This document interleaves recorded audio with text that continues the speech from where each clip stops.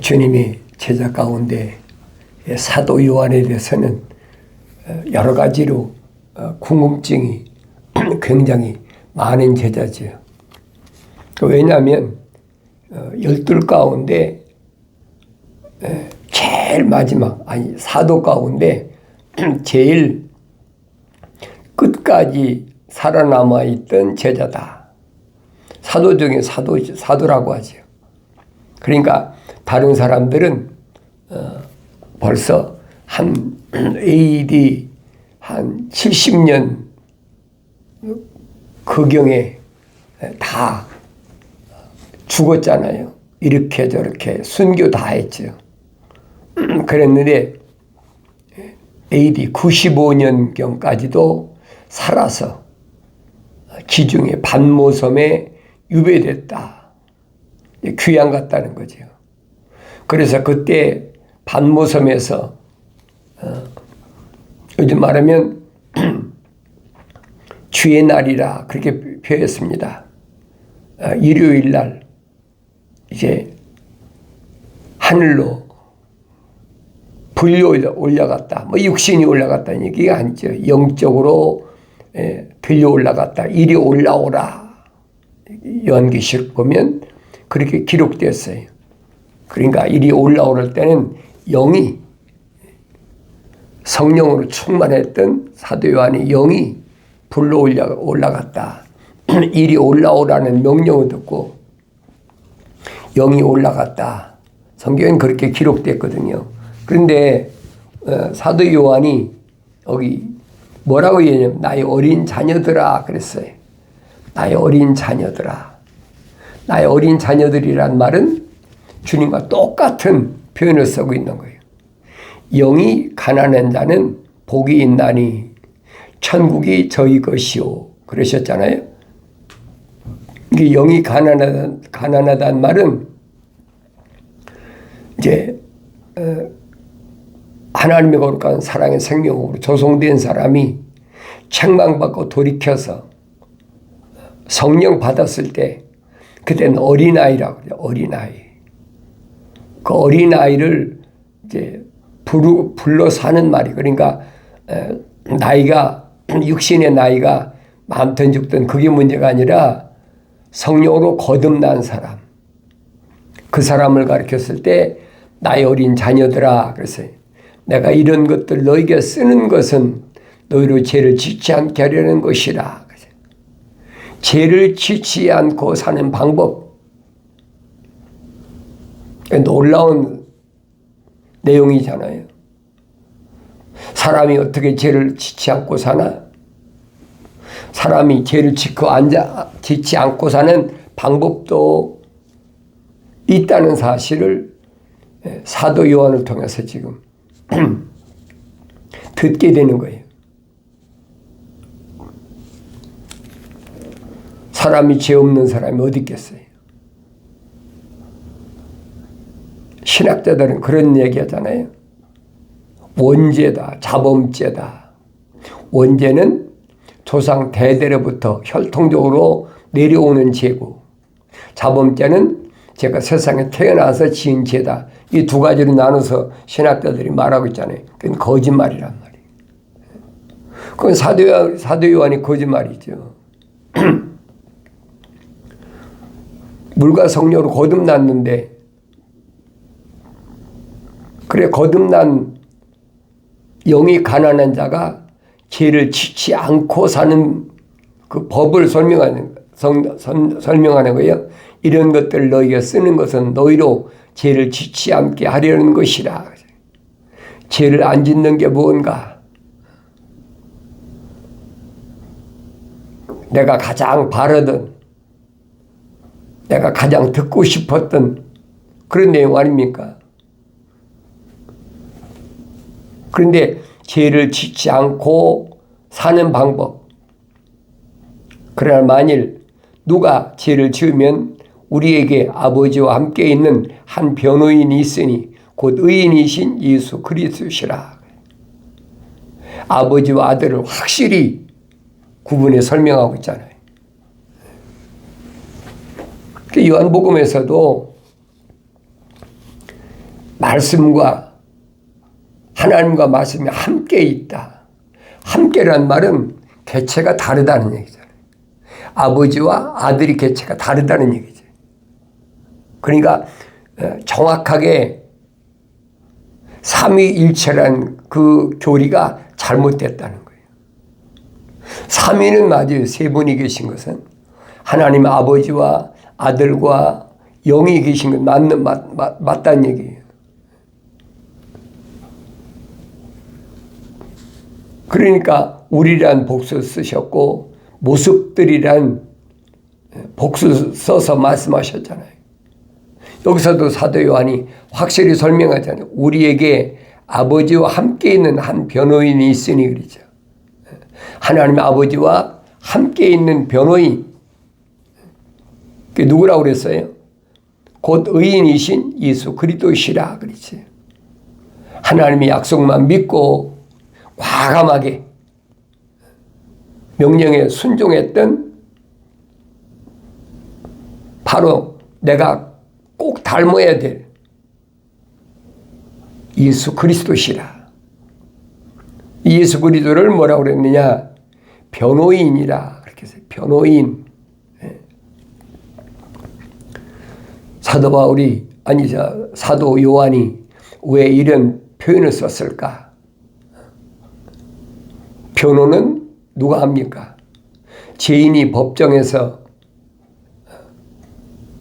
죄가 없다라고 변론해주는 나의 모든 죄를 변론해주는 그게 변호인이잖아요. 내가 죄인인 건 맞아요. 그런데 예수 그리스도께서 확실히 하나님의 아버지 그분에게 나의 죄에 대해서 변호해 주신 분이다. 왜?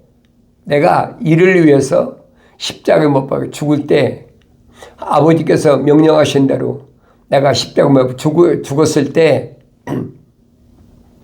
이 사람의 죄도 깨끗하게 사했다는 얘기. 그게 변호인이라고 표현한 거예요. 유일한 변호인이다. 예수 십자가 보혈이 아니면 죄를 살 수가 없어요. 하늘 아래 어떤 것으로도 세상을 다 준다 해도 내 죄는 살 수가 없어요.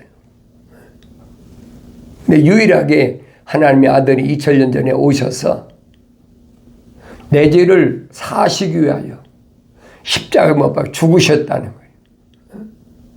자연인의 죄를 사러 죽으신 게 아니에요. 우리는 세상 죄를 지고 하는 하나님의 어린 양이다. 침례 요한이 그랬으니까 세상에 있는 모든 죄를 이분이 담당하셨다. 상상하는 거죠. 그런데 성경을 자세히 읽어보면 그런 내용이 아니거든요. 하나님의 아들이 밝히시잖아요. 나는 세상을 위해서 기도하지 않습니다. 그렇잖아요. 아버지 사람들에게 아버지의 말씀을 주었고 그들이 믿었습니다. 그들을 위해서 내가 그들을 위해서 내가 십자가 못 박혀 죽었다는 거예요. 그들이 누굽니까? 이름이 하늘나라 생명책에 기록된 자. 자연인은 하늘나라 생명책에 그 이름이 기록이 안 됐잖아요. 교묘하게 예수 십자가 보혈로 죄사함 받아 깨끗하게 됐다. 아무나 할 수 있다. 그게 니골라파 행위란 말이에요. 가장 핵심적인 거잖아요.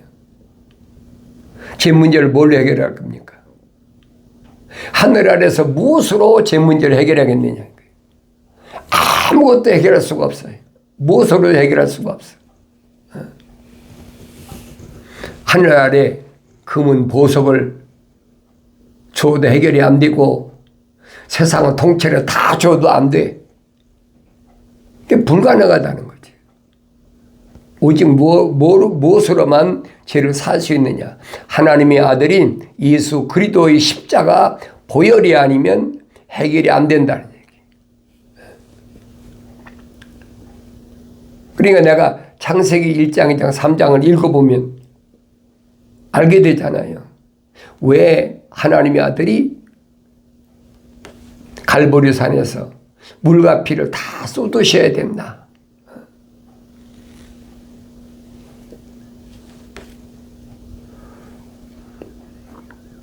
영생의 제일 큰 걸림돌은 뭐냐? 죄라는 거거든요. 죄가 있이는 영생은 없어요. 그래서 하나님의 아들은 2000년 전에 말씀하시잖아요. 영생은 이것이니 뭐냐? 참 하나님 아버지와 아버지께서 보내신 예수 그리스도를 알아야 된다. 하나님의 아버지께서 왜 독생자를 세상의 인간의 모습을 입고 내려보내셨느냐? 여러분과 나와 똑같은 인간의 모습을 입고 세상에 오셔야 됐느냐? 그 이유를 밝히는 게 그거예요. 내가 예수 믿는 게 뭔지도 모르고 내가 성경을 안 읽으니까 모르는 거예요. 내가 성경을 읽어야지. 읽어도 하나님의 명령대로 명령을 거역하면 안 되잖아요. 명령을 거역해서 가나안 땅에 들어가지 못한 사람이 누구예요? 대표적인 사람이 모세잖아요.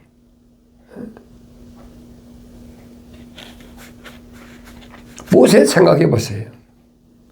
이스라엘에 거의 한 200만 가까이 되는 이스라엘 민족을 출애굽시켜서 그 지도자 역할을 하잖아요. 모세 형 아론은 돕는 자고, 그런데도 40년 동안 광야 생활할 때 그렇게 앞장서서 광야의 모든 족속들을 물리칠 때 요즘 말하면 군대 사령관이나 마찬가지죠. 60만 20세 이상 60만 대군의 총사령관, 그게 모세잖아요. 그러니까 싸울 때도 아말렉이나 그 다른 광야에 있는 족속들하고 싸울 때도 모세가 손을 들고 기도하면 이기고, 손이 내려오면 지고, 그만큼 모세라는 인물이 중심 인물이란 말이에요. 그럼 당연히 모세가 가나안까지 인도했어야 되잖아요. 근데 이 모세가 왜 가나안에 진군하지 못했나? 무엇 때문에? 성경 빠진 것이 없잖아요. 그게 주의 책을 자세히 읽어보라는 거예요. 사도 바울은 그랬잖아요. 오늘 나에게 모본으로 보여주신 거니까 읽고 잘 기억해 보라는 거예요. 생각해 보라는 거예요. 또 되새김질하고 또 되새김질하고. 모세같이 위대한 지도자도 가나안 땅에 왜 못 들어갔나? 이유가 뭔가? 계명을 불을 다스리는 천사로부터 받은 공로자잖아요, 모세가. 계명만 받았습니까? 성막도 받았잖아요.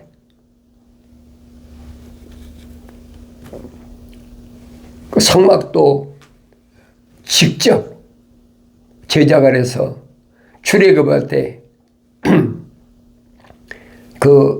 독수리 대형으로 동서남북으로 독수리 대형으로 가면서 한 복판에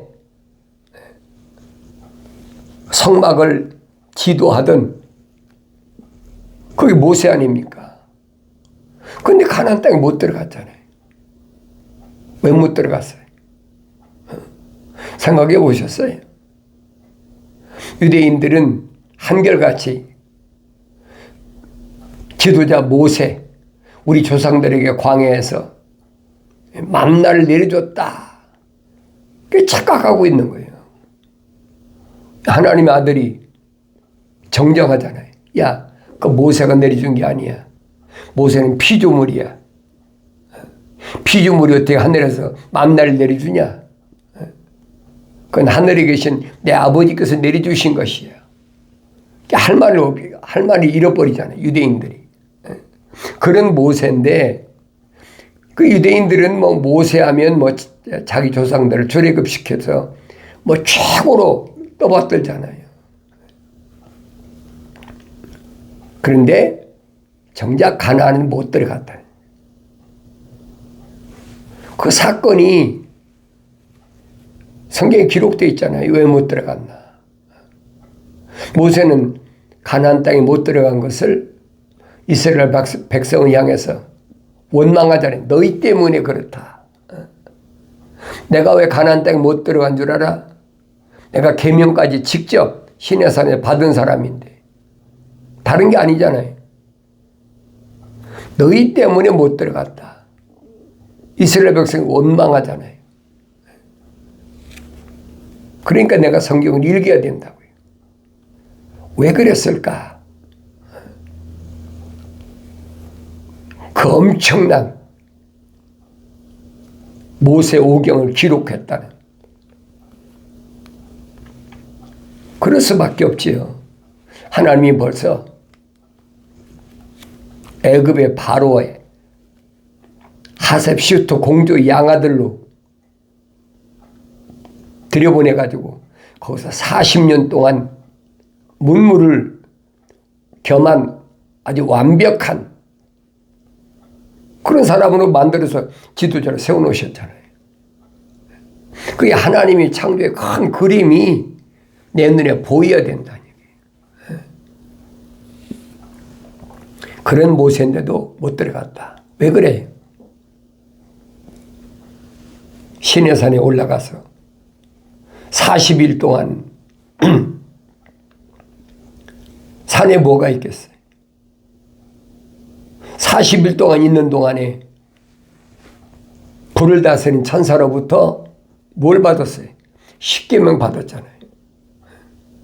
그 40일 만에 내려와 보니까 시내산 밑에서 밑에 무슨 짓거리 하고 있느냐? 형 아론을 시켜가지고 금송아지를 만들어서 막 금송아지를 세워놓고 막 홀딱 벗고 막 춤을 추고 난리도 아니거든요. 여호수아하고 산에서 내려오는데 막 큰 소리가 들려지니까 이게 무슨 소리냐. 내려가 보니까 금송아지를 만들어 놓고 홀딱 벗고 춤을 춘다. 그걸 보고 모세가 돌판을 들어서 깨버리잖아요.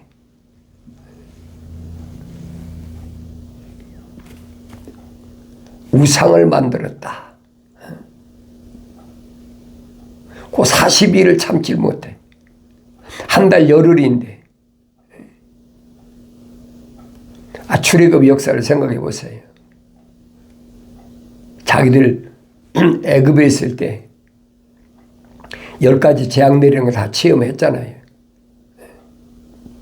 그뿐 아니고 또 홍해바다에 왔을 때 홍해바다가 어떻게 갈라집니까? 이게 엄청난 기적이거든요.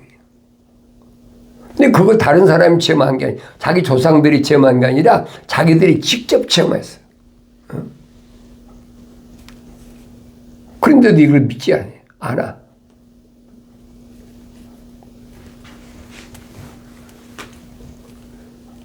그러니까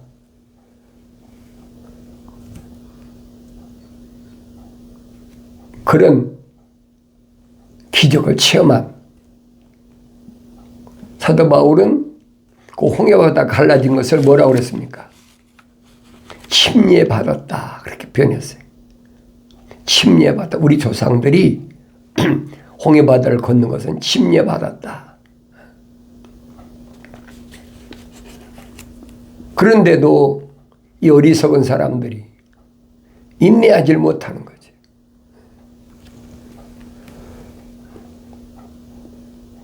그러니까 모세가 뭐라고 그럽니까? 내 편에 설 사람 와라. 그러니까 레위 지파가 그 12지파 가운데 레위 지파가 모세 옆으로 다가서니까 칼을 빼가지고 아껴보지 말고 형제들, 부모들 누구든 자매든 닥치는 대로 죽이라는 거예요. 그래서 죽은 자가 하루에 3,000명이에요. 말이 어려면 3,000명이 생각을 해보세요. 어떻겠나.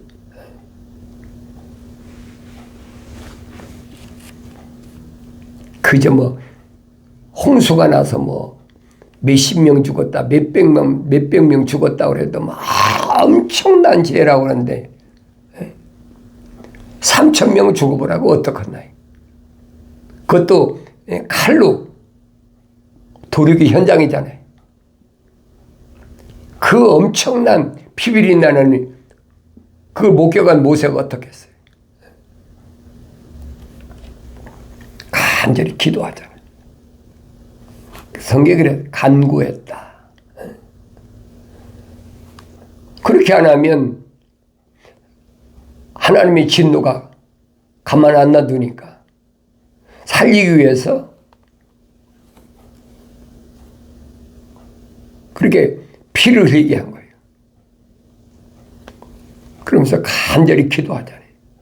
하나님 이들의 죄를 용서해 주시옵소서.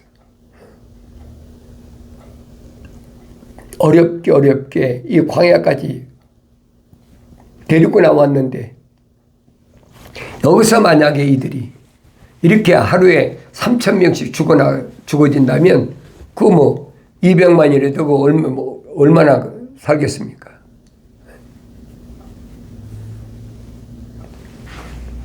그러면서 모세가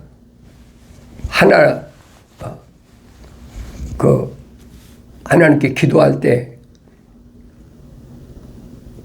건 것이 있죠. 이들을 이렇게 광야에서 죽이실 바에는 차라리 내 이름을 하나님 책에서 지워버리십시오. 그렇잖아요. 그리고 모세는 생명호흡이 들어간 사람이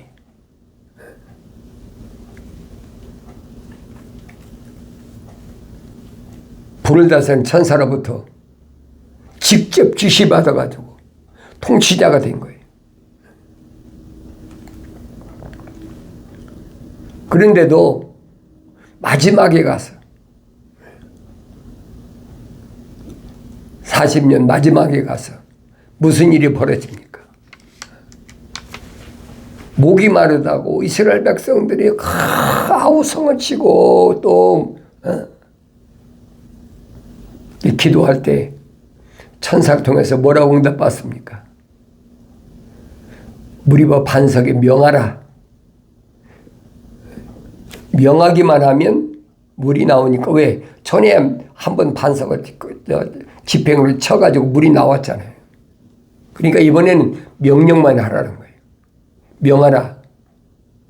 그러니까 모세가 화가 나니까 자기 지팡이로 반석을 2번이나 내리쳐버렸어요. 2번에 내리쳤으니까 당연히 반석은 갈라지고 물은 나왔지요. 그래서 목이 마르다고 아우성치는 광야에 있는 이스라엘 백성들이 물은 다 마셨는데 그 다음이 문제야. 모세가 그렇게 애타게 간구하면서 이들을 여기서 이렇게 광야에서 죽이실 바에는 차라리 내 이름을 하나님 책에서 지워버리십시오. 얼마나 갸륵하고